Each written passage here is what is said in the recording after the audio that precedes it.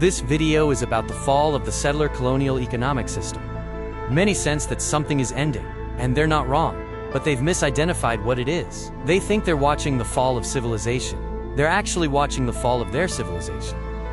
The real apocalypse already happened, beginning in 1492. Within 150 years of Columbus, 90% of the indigenous population of the Americas was dead. Entire nations, languages, and systems were gone. This was not tragedy, this was method. What rose from that apocalypse was not a civilization but a system, one that required continuous expansion, continuous extraction, and continuous apocalypse somewhere else. For 500 years, the West exported its apocalypse to others, and experienced it as growth. What is often called civilization is a way of living that requires billions living on low wages, arable land growing export crops, and the majority of global resources flowing to a small percentage of the population. This system requires continuous military enforcement and is maintained by a story of natural inevitability. It's not a civilization, it's a drawdown. A Ghana Bushman leader once questioned, "What kind of development is it when people live shorter lives than before?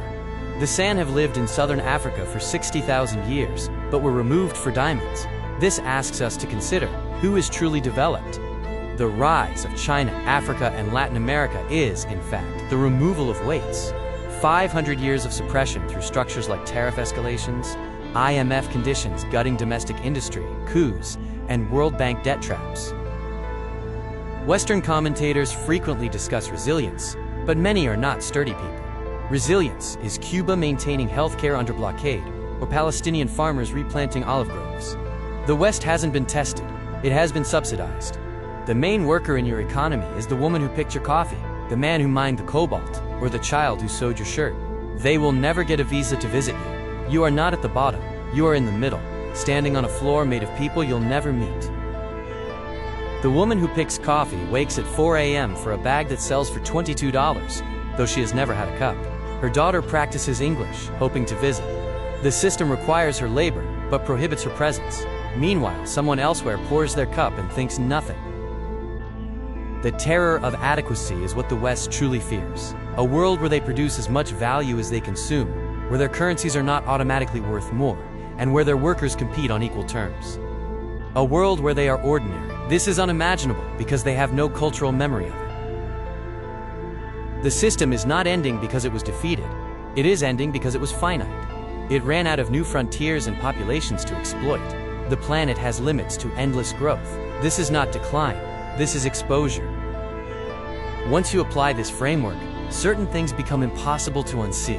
Developing nations are powers whose development was suppressed. Western decline is the exhaustion of extraction.